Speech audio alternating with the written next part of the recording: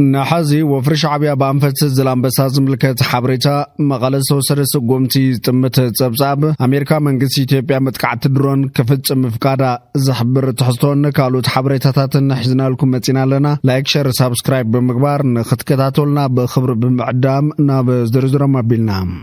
سراو شعبي حدغنيان حدشن وفريكا يدكم زله تغليصوم سراو ኤርትራ حزون زلامبسان كالوت بوتاتاتن تግራይ ተቆጻጽሮ ከም ዝርከብ ይተፈልጭ ዘሎም ዶብ ዘላምበሳ ስራሓ ተኸፊቱ ዝብል ዜና ሓሰትዩ ኣብ ዘላምበሳ ድግስ ህዝቢ ተገይሩ ዝብልውን እገይጋዩ ህዝቢ ዘላምበሳ حزون አቢድ ጸላይ ከም ዘሎ ኣብ ማሕደርቲ ተዛሪቦም ኣሎም ኣብ ዘላምበሳ ስኻይደ ርክብ ተጋርን ኤርትራውያንን የለን መምሕዳርቲ ከተማም ኣብ አንበስተ ገለባ ስኻይደ መድረኽ በሚዲያ ይሰሚዕዎም ዘላምበሳ በታሕት سراويت شعبيا بمخانا من محدار تختمات مزابيلوم اب فاصن عدغراتن يزلو كبليوم مغليصم زلوم اب زغنيات بدغفت صوم دزخونو نطفتي محبرا ميديا سراويت ኤርትራ ካብ ዘላምበሳ ሓዊሱ ካብ ካሎት ካብቻ ትግራይ ከም ዘወፀን ኣብ ዝክልተ መዓልቲ ድማ ኣብ ዘላምበሳ መድረኽ ህዝብን ህዝቢ ትግራይ ኤርትራን ከም ዝተኻየደናም ሲሎም ክገልጹ ምኽንያም ይፍለጥ እዩ እንተኾነ መምሕዳር ዘላምበሳ ዝሓሰቱ ምዃኑ ብምሕባር ዘላምበሳ ኾነ ህዝቢ ዘላምበሳ ኣብ ይድ ጸላይ ከም ዘሎ ይገልጽ ዘሎም ትማል ምስ ተመዛበልቲ መድረኽ ዝነበረ ሓላፊት ቤጽሕፈት ወደብ ሕወሓት ወይዘሮ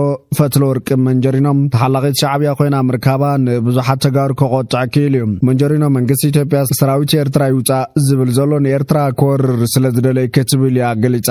ኣብ ዝሓለፈ ላዕሊ ሓደ ሶሙን ኣብ መንጎ ኤርትራን ኢትዮጵያን ክስታትን ነቕፌታታትን ዝሓዘለም እንካን ሃባን መግለጽታት ክስማዕ ቀንየሎም ነቲ ብፕሬዝዳንት ኤርትራ ኢሳያስ አፈወርቂ ዝተሰማዕ መግለጺ ሚኒስተር ምክልኻል ኢትዮጵያ ምላሽ ዝሃበትሉ ኮይና ካልኦት ሰበስልጣን ኢትዮጵያን ተወለድቲ ኦሮሞን ኣብዚ ጉዳይ ይረባረበሎም አይሻ መሐመድ ምስ አገልግሎት ዜና ኢትዮጵያ በዝገብረ ቃለ መሕተት ሃገሪልካ ንኽጽውዓን ዘጸግማ ሃገራት ብዛዕባ ኢትዮጵያ ክንዲ ዝኽዛረባ ምፍታንን ዝተለመደ ባህር ምዃኑ ንፈልጥና ክትብልን ኣብ ኤርትራ ዝነጻጸረ ዝመስል ምላሽ ይበያ ሚኒስተር ዜና ኤርትራ በጎን ኢትዮጵያ ብልቃሕ ዓለም ለኸ ማዕኸን ገንዘብን ድኻታት ሃገራት ዝግበር ድጎማንያ ትነብር ክብል ቀጥታው መልሲ ይብላይ ኣብ ዝዋንዚ ናይ ሰልፊ ብልጽግና ደገፍትን ተሓለቕትን ዝኾኑ ናይ ኤርትራን ኩሉ ኤርትራውን ኣብ ምክፋት ጸሚደመለው ይብል ሚኒስተር የማነ ኣብ ኤክስ ኣብ ዘውፀ መግለጺ ጠንቅናይቲ ዘይምርግጋ ካብቲ ኣፍ ደገ ባሕር መሆናን ዝብል ዘያዕግብ ድልየትን እምርኡ ዝስሓተ ዘብዘብን ዝነቅልን ዘምኽንን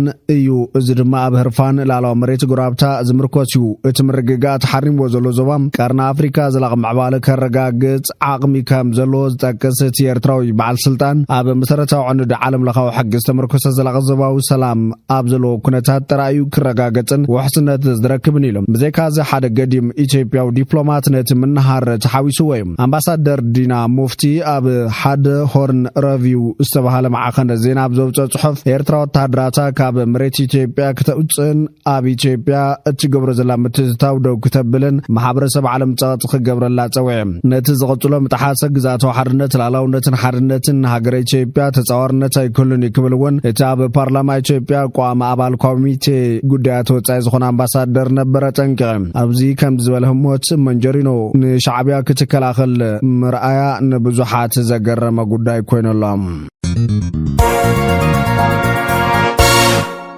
ካብ ትግራይ ዝደንግጽ ጸብጻብ ሰሚዓሎ 50 ሚታው ህጻናት ትግራይ ካብ ማዕድ ትምህርቲ ወጻኢ ከም ዝኾኑ ቢሮ ማሕበራዊ ጉዳይን እግሪ ምትካልን ትግራይ ኣብ ዝሃቦ መግለጺ ፍልጮም እዚ ዝገለጸ ጽባሕ ሃገር ተረከብቲ ትውልድን ምህናጽ ሓዚ ኣብ ህጻናት ትኹረት ጌርና ንስራሕ ብዝብል መሪ ሓሳብ ዓለም ለኸ መዓልቲ ህጻናት መሰረት ገይሩ ቢሮ ማሕበራዊ ጉዳይን እግሪ ምትካልን ትግራይ ኣብ ዝሃቦ መግለጺ ምብርካ ኣፍሪካን መበል 34 በብርኪ ትግራይ ድማን መበል 32 ግዜ ከም ዝኽበር ዝገለጸ ምክትል ሓላፊ ቢሮ ማሕበራዊ ጉዳይን እግሪ ምትካልን ትግራይ ገብረ ስላሴ ታረቀ መዓልቲ ህጻናት እንትነኽበር ተስፋ ጽባሕ ኣብ ዝኾነ ህጻናት ሎሚ ብዝግባእ ክንሰርሕን ፈሰስ ክንገብርን ኣለና ኢሎም ከም መገላለጻት ሓላፊ ዳርጋ 50 ሚታው ህጻናት ትግራይ ካብ ማዕድ ትምህርቲ ወጻኢ ከም ዘሎ ብፍላይ ኣብ ትምህርቲ ዘርእይዎ ዘለዉ ተስፋ ናይ ምቁራጽ ተርዮ ብኸይዳ ብላዕሊ ህዝቢ ትግራይ ዝለዓለ በሰላ ከም ዘሎ ዝገለጸ እንትኾን ህጻናት ትግራይ ኣብ መምሃርን ኣብ ማዕድ ትምህርቲ ክምለሱ ኣብ ምግባርን ናይ ኩሉ ዋኒን ክኸውን ይግባእ ኢሎም ብፍላይ ሕብረተሰብ ህጻናት መሰረት ገይሮም ዝወጽ ሕግታትን መምርሕታትን ብዝግባ ብዘይ ምትግባሩ መሰል ህጻናት ይጋሃስና ብላዕለ ህጻናት ድማ ብዙሓት በደላት ይበጽሑ ከም ዘለውን ዝኻኸረት ሓላፊ መዓልቲ ህጻናት እንትነኽብር ድማ መሰል ድሕነትን ተጠቃምነትን ህጻናት ኣብ ምርግጋጽ ብዝሕግዝ መልክዕ ክኸውን ከም ዝግባይ ገሊጹ ዘሎ ከም ቢሮ ማሕበራዊ ጉዳይ ነግሪ ምትካል ትግራይ ኣብ ዝሓዝዋን ብዝኸፈ መልክዕ ኣብ ልዕሊ ህጻናት ትግራይ ዝበጽሕ ዘሎ ኢኮኖሚያውን ማሕበራውን ጽገማትን ምፍታሕ ይሰርሕ ከም ዘሎን ግን ድማ እኹል ብዘይ ምዃኑን ኩሉ ዝምልከታ ኣካል ትኹረት ሂቡ ክሰርሐሉ ኣይተ ገብረስላሴ ተላቢዩ ብኻሊእ ሓበሬታ ብላዕሊ ማሽናት ላብራቶሪ ዕንወት ፈጺሙ ተባሂሉ ዝተኸሰሰ ሰራሕተኛ ሪፈራል ሆስፒታል ዓይደር መቐለ ብጽኑዕ ማእሰርቲ ተቐፂዑ ኣሎ እዚ ተኸሳሲ ኣብ ዝሰርሐሉ ትካል ሪፈራል ሆስፒታል ዓይደር ዝርከብ ማሽናት ላብራቶሪ ከቢድ ዕንወት ንብረት ብምፍጻም ብጽኑዕ ማእሰርቲ ተቐፂዑ ኣሎ ሰራሕተኛ ብዓይደር ሆስፒታል ዝሰርሕ በዓል ሞያ ላብራቶሪ ኮይኑ ናብቲ ቦታ ከኣቱ ዘይፍቀደሉ እናሃለወ ጸልማት ምኽንያት ብምግባር ማስክን ካርቶንን ተሸፊኑ ብምእታው ብልዕሊ ማሽናት ላብራቶሪ ትካል ብዘብጽሑ ዕንወትን ስርቅን ተኸሲሱ ኣብ ዝሓለፈ ዓመት ኣብ ዝተፈላለዩ መራኸቢ ሚድያታት ጉዳይ ጉሕለትን ዕንወትን ማሽናት ላብራቶሪ ሆስፒታል ዓይደር መዘራረቢ ኮይኑ ከም ዝነበረ ዝከር ኮይኑ ዓቃቢ ሕግን ፖሊስን ቤት ፍርድን ብዝሰርሕዎ ዝተዋደደ ስራሕቲ ውሳነ ተበይንሉ ዘሎ ተኸሳሳይ ኣሉላ ወልደ ገብርኤል ዝተባሃለ ሰራሕተኛ ላብራቶሪ ሪፈራል ሆስፒታል ዓይደር ካብ ዕለት 21 ሸውዓይ ወርሒ 2016 ዓ.ም ናብ 22 ሸውዓይ ወርሒ 2016 ኣብ ዘውግሕ ብግምት ከባቢ ሰዓት 8 ፈርቓለይቲ ማስክን ካርቶንን ተሸፊኑ ልዕሊ 12,000 ዝግመት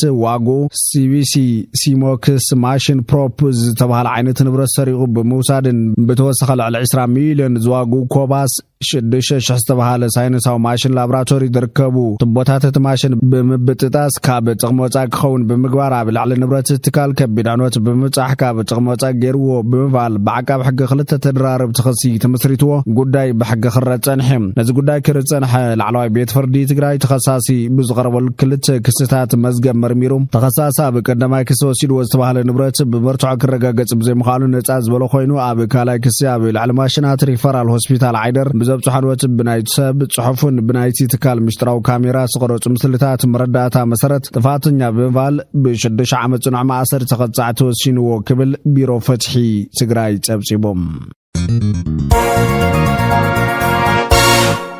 መንግስቲ ኢትዮጵያ መጥቃዕቲ ድሮን ደው የብል ዝብል መግለጺ ገይጋ ኢላ ኣሜሪካ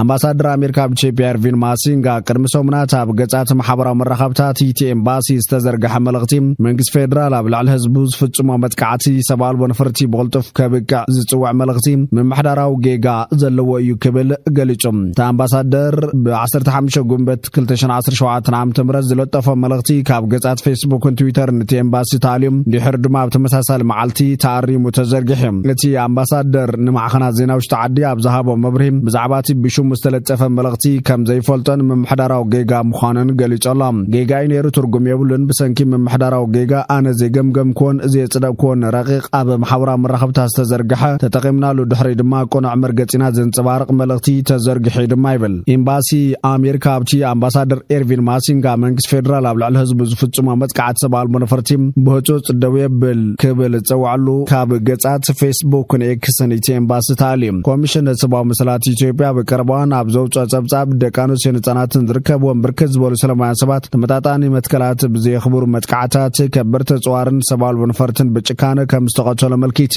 ሓይልታት ፋኖ መጥቃዕቲ ፈጺሞም ድሕሪ ምጥፎም ከይተረፈ ሓይልታት ጸጥታ መንግስቲ ሰፊሕ ምፍዳይ ከም ዝፍጽሙ ክጽብጽብ ቀንዮም እዚ ከምዚ ኢሉ እንከሎ መስራትን ዋና ሰናዳን ኢትዮጵያን ኢንሳይደር ተስፋለም ወልደየስ ድሕሪ ናይ መዓልታት ማእሰርቲ ሎሚ ካብ ቤት ማእሰርቲ ከም ዝተፈትሐ ተገሊጾም ጋዜጠኛ ተስፋለም ወልደየስ ንሳልሳይ ግዜ ብዋሓስ ንኽፍታሕ ድሕሪ ምውሳኑ ካብ ቤት ማእሰርቲ ተፈትሐላ ፖሊስ ኣብ ልዕሊ መስራትን ዋና ሰናዳን ኢትዮጵያዊ